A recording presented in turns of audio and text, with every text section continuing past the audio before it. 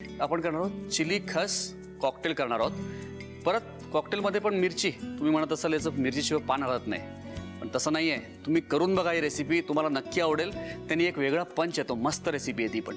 सुरुवात करूया आपल्या पहिल्या रेसिपीला।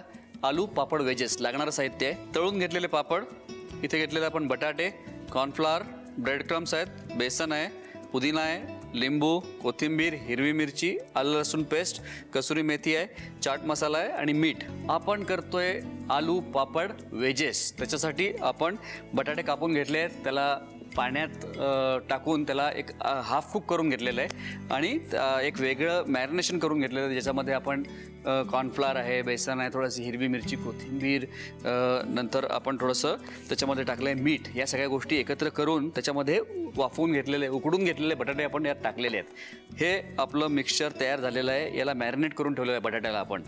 आणि मी म्हटल्याप्रमाणे आधी याची पूर्वतयारी करता येईल आपल्याला, या स्टेपपर्यंत याची पूर्वतयारी आपल्याला करून ठेवता येईल। इकडे मी तेल तापत ठेवलेलं आहे। एका प्लेटमध्ये मी आता हे जे तळलेले पापड आहेत याचा चुरा करून घेतोय।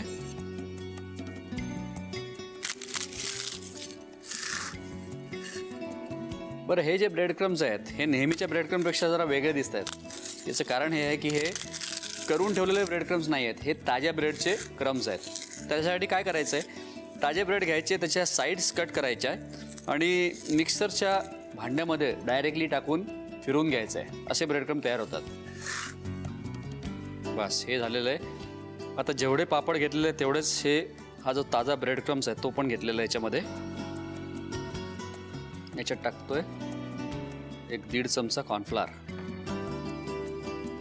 आता हे मिश्रण आपण करून घेतलेलं आहे असं। आता हे जे वेजेस आहेत बघा, जास्ती ड्राय असेल ना तर किंचित पाणी टाकायचं आहे थोडंसं, म्हणजे हे मिक्सचर त्याला व्यवस्थित चिटकेल त्या दृष्टीने। अतिशय सोपी रेसिपी आहे आणि मुलांना काहीतरी असं चटपटीत लागतं, शाळेतनं आल्या आल्या काहीतरी गरमागरम, तर तेव्हा करायला छान आहे। किंवा आपल्या पार्टीसाठी कधी कुठलंही स्पेशल फंक्शन असेल तेव्हा।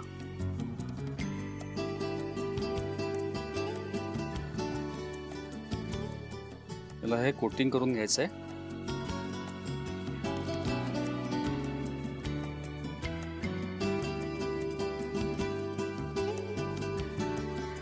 बस याला आता आपल्याला तळून घ्यायचं आहे। कुरकुरीत आणि मस्त होतात हे वेजेस।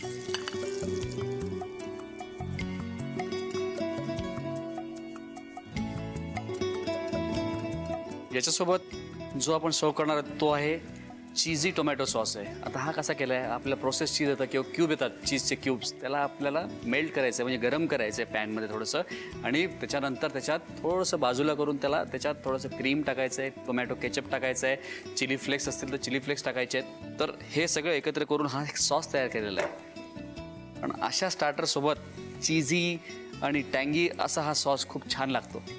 क्या बात आहे, मस्त। बस हे होईपर्यंत मी जरा आपलं प्रेझेंटेशनची तयारी करून घेतो। ग्लासेस घेतलेत मी, ग्लासेसमध्ये हा सॉस टाकतोय।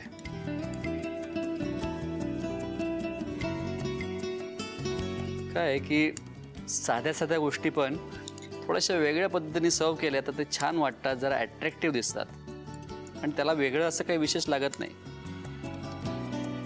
थोडी पार्सली चॉप करून घेतोय। आता हे जे मी करतोय, आता पार्सली वगैरे हे नसेल तरी चालेल बरं का, तुम्हाला टाकायचं थोडीशी कोथिंबीर टाका त्याच्यामध्ये। वाह, काय जबरदस्त रंग यायला लागला, छान। असं काही समोर असलं की जरा हात आवरणं जरा कठीण होतं।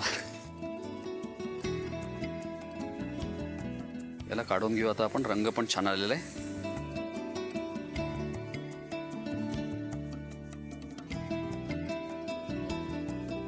वाह, गॅस बंद केलेला आहे आणि याला आता काढून घेतोय।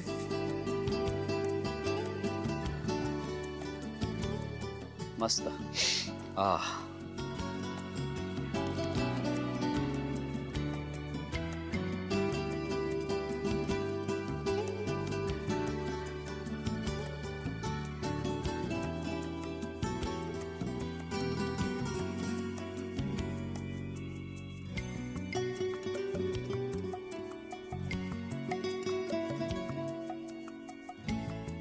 बस.